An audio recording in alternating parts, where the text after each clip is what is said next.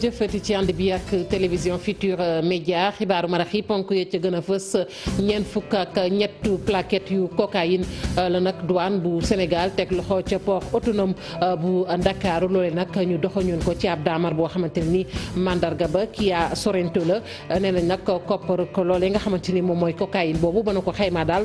jege na kon ñetti milliards lu soxal loolu it moo waral rek laaj samp lu waral rek ñi nga xamante ni ñoom ñooy trafiquants yi ñuy faral nag di wutal si sunum réew Mame Mactar Gueye bu ONG Jamra daa ngeen dégg ay kàddoom ci biir xibaar yi moom nag la mu wax rek mooy loi boobu ñu duppee 20/07/13 nag faaw ñu indiwaat ko ñu indi ko loolu nga xamante ne rek kon dafay daal di kon criminaliser li nga xamante ni moom mooy wàllu drogue fii ci réew mi. dinañ wax ci beneen ponk wàllu nag wér-gu-yaram la soxal muy ñeenteelu colloque international bu francophonie ñeel nag li ñu duppee psychiatrie infanto juvénile muy nag xale yooyu nga xamante ne dañuy am ay jafe-jafe ci wàllu xel muy jaxasoo lay doon léeg-léeg mu doon loo xamante ne lu bari mën na ko indi ca université Cheikh Anta Diop bu Ndakaaru daara jooju nag ay boromi xam-xam daje fa rek ngir sàkk ci pexe bokk na ci wàllu paj bi ak yeneen i mbir mbokki ponk yaa ngi nii bu ngeen taaxirloo tuuti ñu faram fàccee xibaar yi.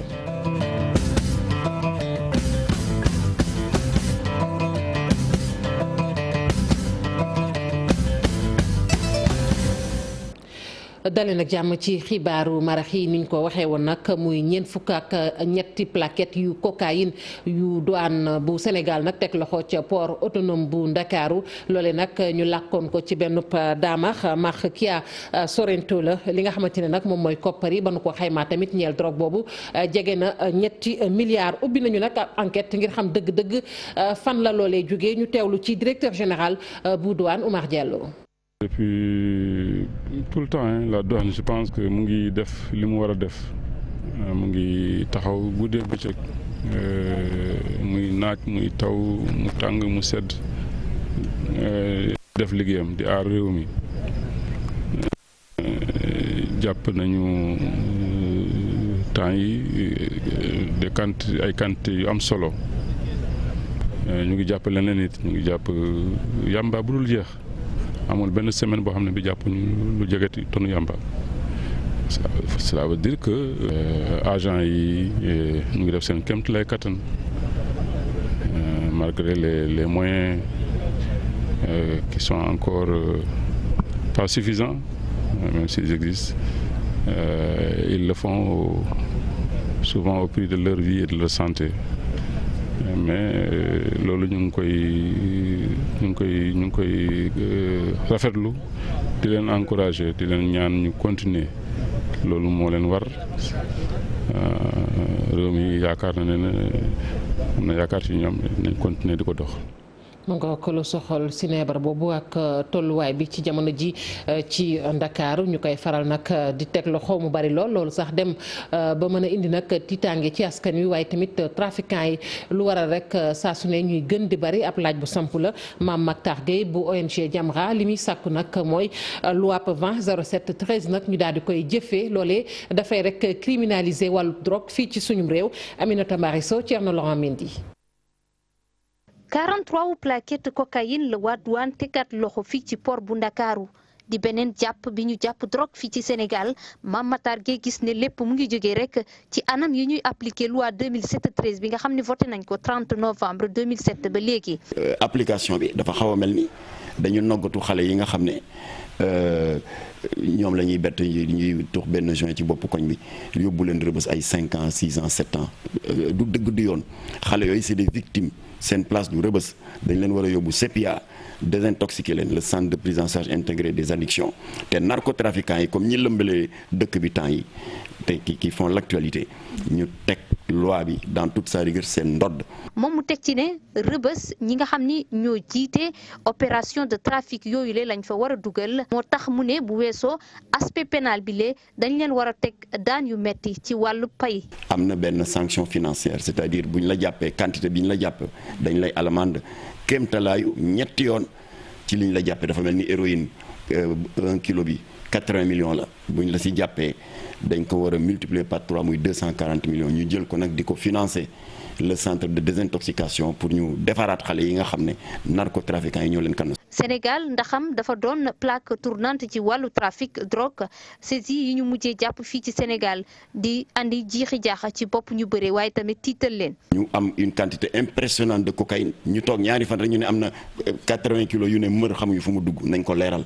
c'est pas normal ñu jàpp ay sénégalais jàpp ay nasaraan ay allemand ki italien français xef xippi rek ñu ne nasaraan yi borom dem yu weex yi der yu weex yi am nañu liberté provisoire. ci fàttali ci weeru juillet bi ñu weesu jàppoon nañu tamit beneen drogue bu am importance foofee ci port bu Ndakaaru bile daal di ciy teguwaat ñenn ñi jàpp ne wàllu trafic drogue bi fii ci Sénégal dañ ci war a gën a taxawaat gën a yokk daan yi ci ñi koy def. Aminata Mbaré Sow kii moom la muy sàkku rek Seydi Gassama jiite nag Amnesty section Sénégal muy nag kon néewub kii di Abdou Elinkine Diatta ñu faatoon ko rek dibeer ji ñu weesu nag néew bi nañu fexe rek ba nag indi ko fii ci Ndakaaru moom loolee nag lay sàkku gannaaw bu ñu defee nag ab autopsie bëgg nañu tamit ñu daal ci ubbi ab enquête ngir lépp nag mën a leer naññ dañ ci ànd ak Maymuna Njaay ma ko seeti woon.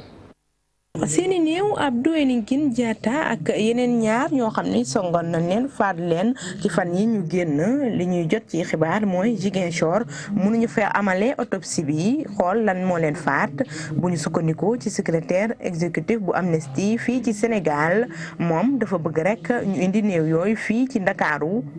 ndax kat lépp mën a leer. docteur bi nga xam ne moom la ñu sant pour mu def ko procureur moom la sant pour mu def ko nee na mënu ko fa def. ndax conditions yi dafa réunirul bërëb bu mu koy def matériel bi mu koy def personnel bi mu soxla pour def ko amu fa donc du def liggéey boo xam ne du doon liggéey bu mot wala du doon liggéey boo xam ne dafa tegu ci yoon donc loolu nag dafa laaj ñu andi koor yi fii ci biir Dakar ñu autopsier leen loolu état defoon na ko dans le passé ndax ay nit gën nañu àdduna ci loxo police ci Casamance wala gendarmerie ñu andi leen Dakar bu autopsier leen kon lii dafa am solo ñu andi koor yi pour autopsier leen ndax autopsie dafay participer dafay dimbali n'est-ce pas justice pour mu leeral conditions yi nga xam ne ci la ñu jëlee bakkanu Abdou Elinkine Diatta ak ñeneen ñaaru nit. buñ ci noppee moom Seydi Gassama bëgg na ñu xool ana ñan ñoo def yi la ñaawteef. Sénégal dafa am obligation pour que mu n'est-ce pas teg loxo ñi nga xam ne ñoom ñu def ñaawteef yooyu. parce que su dee képp xam ne ci biir Casamance da nga jóg te Abdou Elinkine ñëpp xamoon nañ ko Casamance ràññee ko jóg di woote jàmm ay samba boo jógee fële ci àll ba ñëw rey la daaw dem seen yoon loolu suñ ko toléré rek je crois que Casamance kenn dootu fa nekk en sécurité su dee mun nañ fare ay kilifa n'est-ce pas daw dugg ci àll bi te dara fekku leen ci loolu mooy kenn nekkatul en sécurité moo tax état dafa war a fexe ba ñi ko def n'est-ce pas ñu teg leen loxo. laata loolu nag Amnesty ak i service am dinañ wéyal waxtaan wi jege ak njaboot yi nga xam ni ñoo loru. mu ngoog njabootam sax moom moomee di Abdou Elinkine Diatta ñoom it lu ni mel la ni sàkk ab autopsie ngir ñu xam dëgg-dëgg li ko faat waaye bëgg nañu tamit bu ñu ca noppee rek ñu jébbal leen nag néew ba su ko defee ñu mën kaa denc loolu nag indi rek booy xool ak maanaam mer gu futtu ci njaboot googu nga xamante ne nag ñoom ñoo fekk baax ca Moulamp mu nga féetee ca département bu Bignona dañu ci ànd ak Boubacar Diassi seeti woon nag ki nga xamante ne mag la ca moom. bi ñu boomee kenn ci ñoom dimanche gi ñu génn benn gën yi mbokk yeeg jegeñaali Abdou Elinkine Diatta yëkkatiwuñu kaddu waaye nag léegi jàpp nañu dafa jot ñu wax. maa ngi wax ci tur famille Diatta famille Abdou Elinkine Diatta.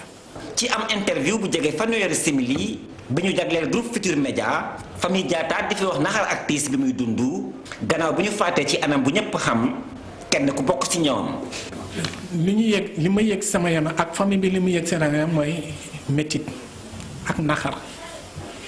métti na parce que suñu mbokk bi dem na naxar parce que nu mu demee lépp bàyyi nañ ko ci loxo yàlla.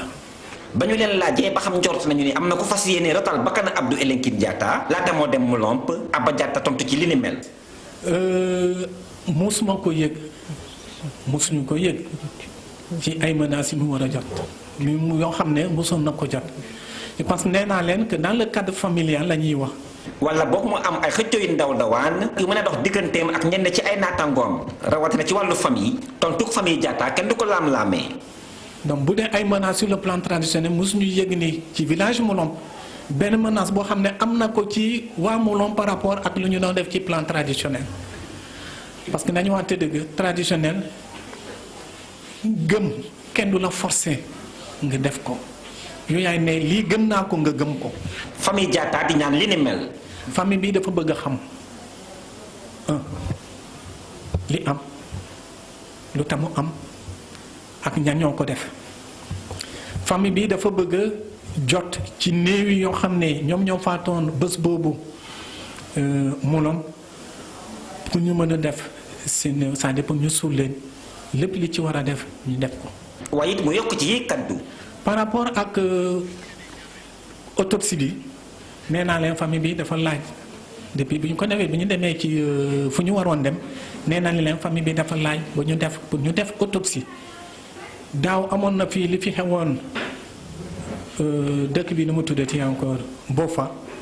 mais je pense que état bi dafa yebal ay docteurs ñoo xam ne seen liggéey loolu mooy seen liggéey ba ñu ñëw ba Ziguinchor boo def autopsie ba pare ñu dem dañu bëgg nag suñu kooree ñu defal leen seen autopsie ñu jox ñu suñu néew yi pour ñu dem denc leen ci denc bi gën a rafet. ñu jàpp ni mbokk yeeg jegeñaale Abdou Elinkine Diatta nee nañu kenn jàppagul bis wala boog barab bi ñu sutural seen doom ndaxte waxtaan ceeguñu.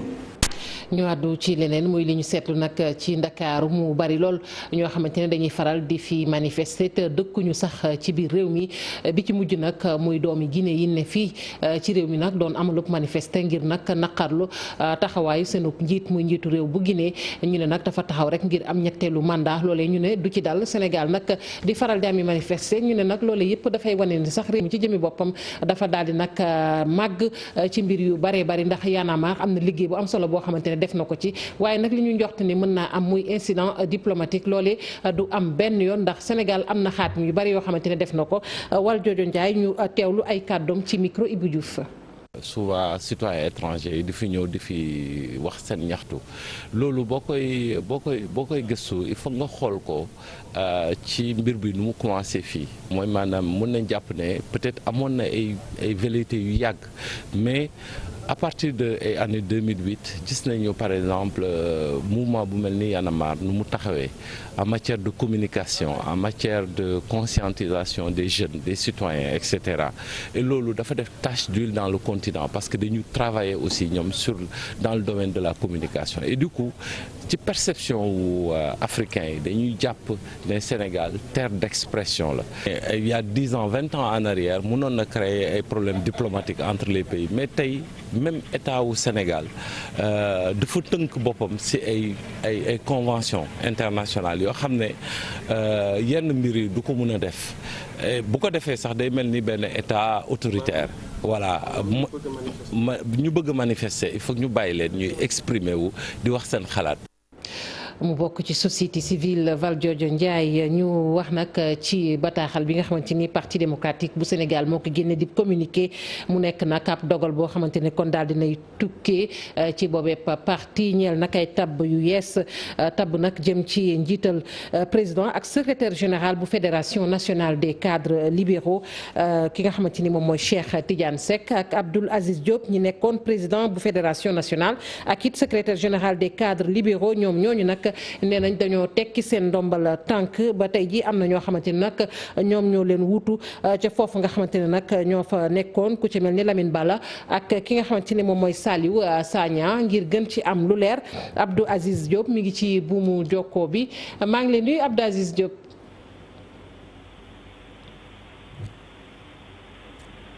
Abdou Aziz. bu dee mi ngi may dégg Abdou Aziz Diop may fàttali rek na ci parti démocratique Sénégal ci la bokk moom nga xamante ni moo nekkoon secrétaire général des cadres libéraux ak tey jii la ñu ko jëlee nag ca poste boobu mu nekkoon bu dee rek yemm na. kon mu mel ni rek dem na moom moomu nag newoon ci bu mu jokkoo bi mu waroon ñu rek indi leeral ci loolu ñu wax muy tekki ndombal tànk dañoo tekki seen ndombal tànk waaye ci xibaar bi ñu mujjee jot sax ñoom ñi ngi wax ni tekki wuñu seen ndombal tànk benn yoon parti démocratique bu Sénégal nag mooy nekk rek di jalgati tëralinu parti bi du ñàkk nag ngir dégg ay kàddoom ci suñu leen jotaayu xibaar ñu daal di àddu fi ne nii ci OMVS ak ndaje mi nga xamante ne nag amal nañu ko ndaje moomu nag solo si mooy rek wax ci ñaareelu pàcc bu projet boobu mu soxal nag wàllug ndox nu ñuy fexee nag ba koppar yi nga xamante ni Banque mondiale daal dina ko ci dugal nag koppar bi doon loo xamante ne nag dañu koy gën a ñongal ba ñu xaymaa sax koppar yi nee nañ toll na ci téeméer ak ñeent fukk ak juróom ci million. au commissaire bu OMVS nag moom daal dina yëkkati ay kàddu wax ne programme boobu nag bis bu sottee dana tax nag askan wi dootuñu am benn jafe-jafe Maguette Soirée Diallo ak Jafara Ba. ñaari téeméeri million ak ñetti fukk ak juróom ci suñu ay koppar moom la banque mondiale dal di jël jox ko kuréel bi ëmb mise en valeur bu fleuve Sénégal ngir ab projet de gestion boo xam ni lu jëm ci wàllum ressource bu ndox bi lay seet bon boobu le projet yéene mooy yokk dundinu lu ëpp 20 millions ci ay nit yu dëkk ci côté fleuve Sénégal bi. Projet emblématique, pourquoi? Parce que c'est un projet dont le design répond à un objectif principal,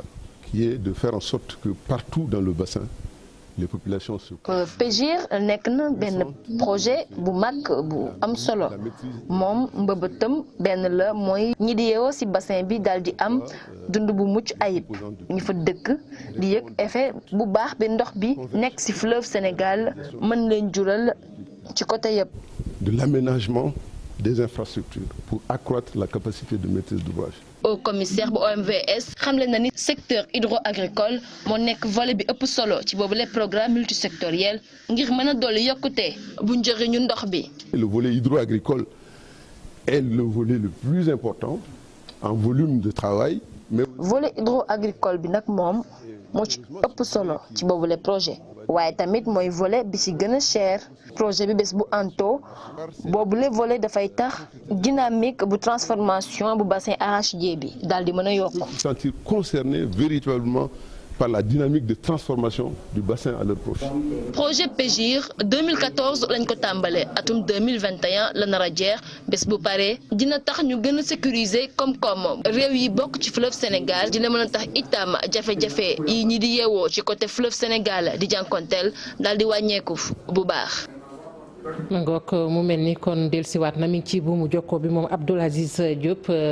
bu parti démocratique bu Sénégal wax naa ko ak communiqué bi nga xamante ni secrétaire général national bi moo ko xaatim ñooñu nag am tey ñu leen wutu moom ak Cheikh Tidiane Seck ki leen wutu Lamine Bala ak Saliou Sagna maa ngi lay nuyu bu baax Abdoul Aziz Diop. maa ngi lay fay Fatou Deme. mangook ni ma ko waxee muy nag tabb bu yees yoo xamante ne am na waaye yéen ñooñu ñu ne da ngeen a tekki seen ndombal tànk tey am ñu leen wutu may fàttali ni yaay secrétaire général des cadres libéraux da nga tekki sa ndombal tànk ba am ko la wutu tey jii looñ ci mën a wax lu waral nga tekki sa ndombal tànk bu dee loolu lu am la. waaw jërëjëf Fatou maa ngi lay nuyu. di wax Sénégalais yi information boobu du information bu wër muy Cheikh Tidiane Seck di président comme man mii di Abdoul Aziz Diop di secrétaire général des cadres. mësuñu teg suñu ndombu tànk ci fédération nationale des cadres libéraux. te loolu bu amee nañu génnee lettre wala note bu firndeel ni ñun bind nañu parti bi ni leen tegg nañu tekki nañu suñu ndombu tànk ci cadre yi. lu am mooy jamono yële ba coow secrétariat bi bees am Cheikh Tidiane Seck comme man wax suñu xalaat ci ñun ko defee ni jaarul yoon. ci la ay cadre jóg woote benn réunion mooy cadre yi nga xam ni dañu bokk ci plateforme de la génération des concrets nii dañuy wax Abdoulaye Wade pour ñu tegg suñu tànk pour ñu changer nu man ak Cheikh Tidiane Seck donc jey loolu noonu def mais Cheikh Tidiane Seck comme man ma suñu teg suñu ndomb ci fédération nationale des cadres libéraux Abdoulaye Wade nag mën na soppi mën na changer fal ku ko neex waaye quand même bu ñu wax loolu la nga xam ne defuñu ko wala ay wax yi nga xam ne du ñoo ko def mosuñu démissionné ci fédération nationale des cadres libéraux. kon li nga wax léegi rek jàpp nga ne xëy na wax seen xalaat boobu moo leen indi lu ni mel may fàttali tamit ne député nga bu parti démocratique bu Sénégal est-ce que loolu it gannaaw tey jii lii am na est-ce que yaakaaroon ne leneen na am ci loolu nga xamante ne nekk nga ko ci assemblée nationale député bi. bu